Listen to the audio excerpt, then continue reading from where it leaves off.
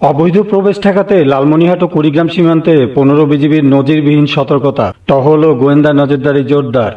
Lalmonirhat battalion ১৫ BGB তাদের দায়িত্বপূর্ণ সীমান্ত এলাকায় অবৈধ অনুপ্রবেশ রোধ করার জন্য নজিরবিহীন সতর্কতা অবলম্বন করেছে। তারা তাদের টহল কার্যক্রম এবং গোয়েন্দা নজরদারি ব্যাপকভাবে বাড়িয়েছে। শনিবার ১৩ ডিসেম্বর রাতে এক প্রেস বিজ্ঞপ্তির মাধ্যমে এই গুরুত্বপূর্ণ তথ্য জানানো হয়। বিজিবি জানিয়েছে, সীমান্ত সুরক্ষা নিশ্চিত করতে তারা তাদের আওতাধীন বিভিন্ন গুরুত্বপূর্ণ পয়েন্টে বিশেষ চেকপোস্ট স্থাপন করেছে।